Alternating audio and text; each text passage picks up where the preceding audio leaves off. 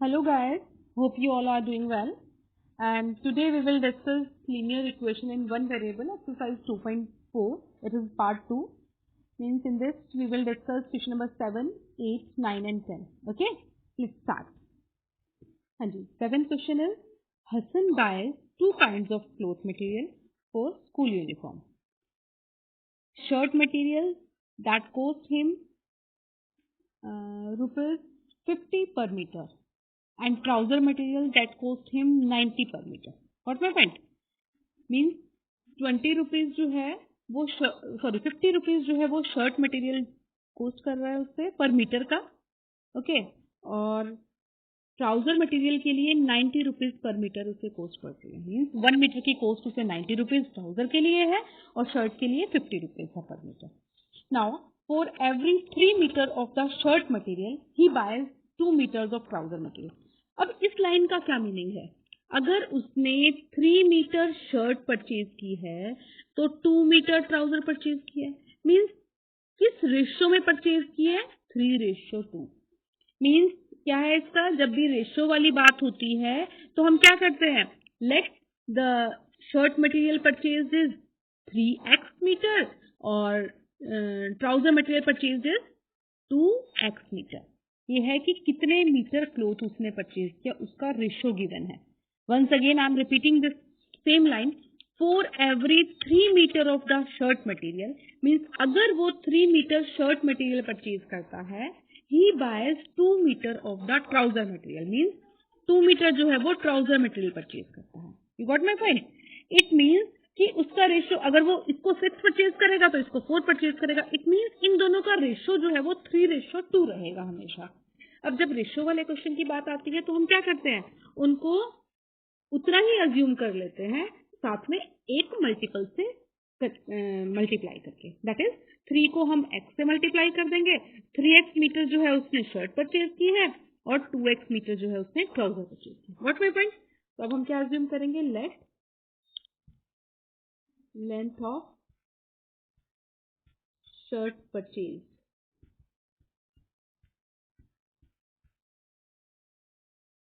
कितनी परचेज किया उसने? It is equal to 3x metre. Okay, length of trouser purchase is equal to 2x metre. Got my point? Now अब इतने metre means 3x metre तो उसने shirt purchase की है. ओके, एंड 2x मीटर जो है वो उसने ट्राउजर परचेज की है. इट मीन्स कोस्ट कितना हुआ? Cost of shirt purchase, cost of shirt. अब शर्ट की कोस्ट कितनी हो गई? उसको गिवन है कि 50 रुपीज तो है 1 मीटर की कोस्ट, और हमारे कितने मीटर है? 3x metre. तो कितनी हो जाएगी? 50 into 3x, that is 150x rupees. Okay, अब हमारे पास हम ट्राउजर की कोस्ट निकालते हैं. कितने पैसे उसे देने पड़े? तो cost of trouser will be equal to, अब उसने ट्राउजर कितनी परचेज की है? 2x मीटर, और कोस्ट कितनी है ट्राउजर की? 90 rupees per metre. It means 2x metre की कोस्ट कितनी होगी? 90 into 2x, that is 180x. हाँ जी, क्लियर है ये पॉइंट कि उसे शर्ट की कोस्ट हो गई 150 मीटर, क्योंकि शर्ट की लेंथ कितनी थी? 3x मीटर थी, और 50 रुपीज उसकी कोस्ट थी 1 मीटर की. तो ऐसे ही ट्राउजर की कोस्ट कितनी होगी? 180 रुपीज, क्योंकि 1 मीटर की कोस्ट गिवन है हमारे पास 90 रुपीज, और टोटल लेंथ कितनी है? 2x metre. हाँ जी, up to here everything is clear. Now next वो क्या कह रहा है? He sells the material at 12% and 10% profit. अब सबसे पहले हम प्रॉफिट निकालेंगे. किस चीज के लिए? 12% के लिए. 12% उसने क्या परचेज किया है? रेस्पेक्टिवली का मतलब क्या? पहले जिसकी बात कर रहा था, शर्ट. तो शर्ट पे उसे प्रॉफिट कितना हो रहा है? 12%. तो प्रॉफिट ऑन शर्ट, हाँ जी, शर्ट पे कितना प्रॉफिट हुआ? 12%, मतलब 12/100 इंटू किसका 12%? जितनी भी कॉस्टिंग है इसका 12% कितना हो गया? 150x. अब इसको हम सॉल्व करेंगे. 0 से 0 कैंसिल आउट हो गया. 5 2 10, 5 3 15, 2 1 2, 2 6 12. तो 6 इज 18, 18x उसका प्रॉफिट हो गया। अब 18x प्रॉफिट हुआ, कॉस्ट पता है हमें किसी चीज की, प्रॉफिट पता है, तो हम ये बता सकते हैं क्योंकि आगे वो सेल प्राइस की बात करें। तो सेल प्राइस कितना हो गया टोटल ऑफ शर्ट। अगर हमारा कॉस्ट प्राइस हमें पता है, आप मार्केट से कोई चीज परचेज करते हैं, उसके पैसे, फिर आगे आप उसे प्रॉफिट में सेल कर देते हैं, तो कितने की सेल की, जितने की आपने परचेज की थी, और उसमें आप अपना प्रॉफिट ऐड कर देंगे। तो मतलब 150x में आप अपना 18x ऐड कर देंगे, तो वो क्या हो जाएगा, सेल प्राइस ऑफ शर्ट आ जाएगा। तो कितना आ जाएगा 168x। हाँ जी, गॉट माई पॉइंट। नेक्स्ट हम बात करते हैं profit on trouser. Profit on trouser, अब ट्राउजर के लिए वो क्या कह रहा है, 10%। 10% ऑफ व्हाट, 180 का। तो 10% का मतलब होता है वो नंबर डिवाइड बाय 100 इनटू किसका, हमेशा कॉस्ट प्राइस पे होता है प्रॉफिट, तो वो है 180x। तो इसको सॉल्व करोगे तो ये भी 18x आ जाएगा। 18x का मतलब क्या है, सेल प्राइस क्या आ जाएगा, कॉस्ट प्राइस था इसका 180 और उसमें 18x ऐड कर दोगे तो कितना हो जाएगा 8, 9 एंड 1, तो 190x सेकंड वाले का सेल प्राइस हो गया। ओके, एक सेल प्राइस ये हो गया, सेकंड सेल प्राइस हो गया ये, और वो कह क्या रहा है, वो कह रहा है कि टोटल जो सेल प्राइस है दोनों को सेल करके उसका आया 36600। ओके, इट मीन्स दोनों को ऐड करके दैट इज 168, जो पहले वाला सेल प्राइस था दैट इज 168x, और दूसरे वाला सेल प्राइस कितना है ट्राउजर का 198x। ये दोनों मिलके कितने बन रहे हैं, कितने की सेल की है उसने, दोनों का सेल प्राइस किसके इक्वल है 36600। अब इन दोनों को ऐड करोगे 8 + 8 16, 9 + 6 15, 116 and 366x is equal to 36600। अब इसको सॉल्व करोगे तो ये नंबर जो है वो कहाँ चला जाएगा, डिवाइड में चला जाएगा। तो हमारे पास x की वैल्यू क्या आ जाएगी 100, और हम क्या करेंगे 366 को यहाँ से रिमूव कर दें क्योंकि हम इसे तो इक्वेशन की दूसरी साइड में ले गए। ओके, तो 100 आ गया x की वैल्यू। लेकिन अब उसने पूछा क्या, how much trouser material did he buy. Trouser material अगर आप रिकॉल करो तो हमने क्या किया था, शर्ट मटेरियल उसने 2x परचेज किया था, sorry shirt material 3x purchase किया था और ट्राउजर मटेरियल 2x परचेज किया था। तो इट मीन्स अगर ट्राउजर मटेरियल की बात करें तो ये कितने मीटर परचेज किया था उसने, 2 into x that is 2 into 100 will be equal to 200 metre. Okay, एक बार फिर से देखिएगा इस क्वेश्चन को और फिर समझिएगा, this is also very important question. Okay, हाँ जी, अगेन ये तीनों ही क्वेश्चन बहुत इंपॉर्टेंट है। नेक्स्ट क्वेश्चन है, half of a herd of a deer are grazing in the field. तो सबसे पहले हम क्या करेंगे, लेट नंबर ऑफ डियर लेके चलते हैं। लेट नंबर ऑफ डियर कितने हैं total is equal to x. अब वो क्या कर रहा है, हाफ जो है उनका ग्रेजिंग कर रहे हैं, तो ग्रेजिंग कितने कर रहे हैं, grazing deer will be equal to half. अब नेक्स्ट स्टेप क्या कह रहा है, 3/4 of the remaining, not grazing, remaining, पहले तो हम रिमेनिंग निकालेंगे। अब इतने ग्रेजिंग कर रहे हैं तो रिमेनिंग कितने हुए, टोटल में से आप ग्रेजिंग वालों को सब्ट्रैक्ट कर दो। अब 1 में से हाफ को सब्ट्रैक्ट करोगे तो ऑब्वियसली हाफ ही आएगा, तो हाफ जो है वो रिमेनिंग है। अब रिमेनिंग का 3/4, जो जो वो कहता जा रहा है वही करते जाएंगे, 3/4 ऑफ रिमेनिंग मतलब 3/4 ऑफ किसका, x/2 का, ऑफ का मतलब होता है मल्टीप्लाई, ठीक है। तो ऑफ रिमेनिंग कर दिया हमने, आर प्लेइंग नियर बाय, तो इतने जो है वो क्या है, प्लेइंग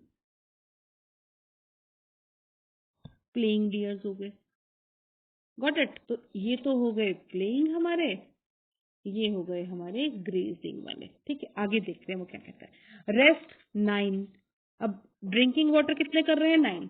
अब अगर हम सारे देखें कि टोटल हमारे पास थे x, तो किसके इक्वल होना चाहिए, जितने ग्रेज कर रहे हैं उसके अंदर हम प्लेइंग वालों को ऐड कर देते हैं दैट इज 3x/8, ठीक है, और उसके अंदर रेस्ट मतलब बचे हुए 9। तो इन तीनों का सम क्या होना चाहिए, हमारा x के इक्वल होना चाहिए क्योंकि ये तो सारे ही हो गए। इनमें से इस x में से हाफ जो है वो ग्रेजिंग कर रहे थे, उस अब जो बचे हुए थे उसका 3/4 जो है वो प्ले कर रहे थे, और उसने कहा बाकी के बचे हुए 9 जो है वो वाटर ड्रिंकिंग कर रहे थे। इट मीन्स इन तीनों को मिला के एक्स आना चाहिए। अब इस इक्वेशन को सॉल्व कर लो, you will get the number of deer. Okay, हाँ जी, सबसे पहले हम एक्स वाली सभी टर्म्स को इक्वेशन के एक साइड में ले जाएंगे, पहले इसको और फिर इसको। तो दोनों के दोनों यहाँ ऐड हो रही है, तो इधर एक्स के पास आके क्या हो जाएंगी, सब्ट्रैक्ट। तो हम क्या करेंगे, x minus x by 2 minus 3x by 8। Okay, now you can easily solve it. इन तीनों का एलसीएम ले लो, 1, 2 और 8 का एलसीएम आएगा 8। तो फर्स्ट टर्म हो जाएगी 8x, सेकेंड टर्म हो जाएगी 4x। अब बीच में क्या था, माइनस साइन है तो माइनस ही रहेगा ना। और नेक्स्ट हमारे पास टर्म हो जाएगी माइनस का 3x। हाँ जी, everything is clear up to here. हमने क्या किया, तीनों का एलसीएम लिया। अब यहाँ पे फर्स्ट टर्म के साथ 1 था तो उसे 8 बनाने के लिए 8 से मल्टीप्लाई, 8 से डिवाइड। सेकेंड वाले में 2 था, 8 बनाने के लिए 4 से मल्टीप्लाई, 4 से डिवाइड। थर्ड वाले में ऑलरेडी 8 था तो किसी से मल्टीप्लाई ही नहीं करना पड़ेगा। ठीक है, अब हम आगे इसे सॉल्व करते हैं। It will come out to be 8x minus, दोनों नेगेटिव हैं तो 7x हो गया, और 8 माइनस 7 इज x। तो x by 8 is equal to 9। This implies x will be equal to 72। Okay, तो ये हो गए नंबर ऑफ टीयर्स। हाँ जी, next question is a grandfather is 10 times older than his granddaughter. तो सबसे पहले हम क्या करेंगे, नाउ let's assume कि let the age of granddaughter कितनी हो जाएगी as, let it is x years. Okay, now age of grandfather, it will be equal to what, 10 times older है तो it means it will be equal to 10x years. Now next step वो क्या कह रहा है, he is also 54 years older than her, means वो उन दोनों की एज का जो डिफरेंस है वो 54 years है। मीन्स उसने क्या कहा है कि वो उससे 54 ईयर्स बड़ा है। तो इट मीन्स ग्रैंडफादर जो है वो ग्रैंडडॉटर से 54 ईयर्स बड़े हैं। इट मीन्स उन दोनों की एज का difference that is 10x minus x is equal to 54। आपका भाई आपसे अगर 2 ईयर्स बड़ा है तो इट मीन्स आप दोनों की एज का डिफरेंस 2 ईयर्स है। वही सेम बात वो यहाँ पे कह रहा है कि जो ग्रैंडफादर हैं वो डॉटर से 54 ईयर्स बड़े हैं, ओल्डर हैं। तो दोनों का डिफरेंस निकाला हमने, that comes out to be 95, 9x is equal to 54 and x will come out to be 9 6 54। तो x किसकी एज थी, ग्रैंडडॉटर की। तो ग्रैंडडॉटर की एज कितनी आ गई, 6 ईयर्स। और ग्रैंडफादर की एज कितनी आ जाएगी हमारे पास, grandfather it will come out to be 10x, that is 10 into 6 is equal to 60 years. Okay, got it? Everything is clear now. Now let's move to the next question. Now next question is Aman's age is 3 times his son's age. तो पहले क्या assume करते हैं, let son's age कितनी है, x years, and Aman की age कितनी है, 3 times of his son's age. तो 3 टाइम्स कितना हो जाएगा, it will be equal to 3x। Okay, अब 10 ईयर्स एगो की बात कर रहा है तो 10 ईयर्स एगो दोनों की एज निकाल लेते हैं हम। तो कितनी हो जाएगी, सन की एज कितनी हो जाएगी 10 ईयर्स एगो, जितनी भी आज उसकी एज है उसको -10 कर दो। जब भी एज वाले क्वेश्चन करो आप अपने ऊपर लेके देखा करो उस चीज को कि 10 ईयर्स एगो आपकी एज कितनी थी, जितनी आज एज है उसमें से 10 सब्ट्रैक्ट कर दिया, सिंपल। नाउ अमन की एज कितनी हो जाएगी 10 ईयर्स एगो की, अगर हम बात कर रहे हैं तो आज उसकी 3x है तो 10 ईयर्स एगो कितनी हो जाएगी, 3x माइनस 10। ओके, नाउ लेकिन according to the question 10 years ago he was 5 times his son's age. It means जो ही था, ही मतलब अमन जो था उसकी जो एज थी 10 ईयर्स एगो, दैट वाज मतलब वाज और इसका मतलब होता है इक्वल टू 5 टाइम्स। 5 टाइम्स किसका, जो सन की एज थी, मतलब इसका। ओके, एक बार फिर से पढ़ो स्टेटमेंट को। 10 ईयर्स एगो वाली जो दोनों की एजेस हैं उनमें से जो अमन की एज है इट वाज मतलब equal to 5 times of what, of his son age. Son की एज कितनी है, x minus 10। Okay, everything is clear now. Now next, find their present age. अब आप इजीली फाइंड आउट कर सकते हैं। सिंपली इस इक्वेशन को सिंप्लीफाई तो करना है, जो आपको बहुत अच्छे से आता है। तो it will come out to be 5x minus 50। ये सब तो अब आप उससे भी जल्दी कर लोगे, एक बार करके देखो। 5x को आप इधर लेके जाओगे, 3x माइनस 5x हो गया। 10 को आप इक्वेशन के इधर लेके जाओगे, माइनस 50 पहले से था, 10 उधर जाके प्लस का हो गया। तो हमारे पास आंसर क्या आएगा, एक पॉजिटिव है एक नेगेटिव है, तो सब्ट्रैक्ट करेंगे, ऑब्वियसली 2x आएगा। लेकिन बड़ा कौन है, 5 बड़ा है, तो आंसर क्या आएगा, नेगेटिव में आएगा। सेम हमारे पास इधर क्या आ जाएगा, माइनस का 40। और सॉल्व करोगे, x will be equal to minus 40 divide by minus 2। 2 से 2 कैंसिल आउट हो गया, 2 2 ज़ा 4, 2 0 + 0, दैट इज 20 ईयर्स। क्या आ गया, सन की एज x थी तो ये हो गई 20, और अमन की प्रेजेंट एज 3x है तो ये हो जाएगी 20 into 3, that is 60। Okay, got it. थोड़ा सा डिफिकल्ट है ये एक्सरसाइज, इसको थोड़ा सा अच्छे से प्रैक्टिस करो। एक एक दो बार आप कम से कम इसको ट्राई करो, ठीक है। आपके सारे डाउट्स क्लियर हो जाएंगे। पोज कर करके वीडियो को देखो, एक एक क्वेश्चन देखो और अपने आप से करके देखो, ठीक है। ओके बेटा, all the best, see you later, bye bye.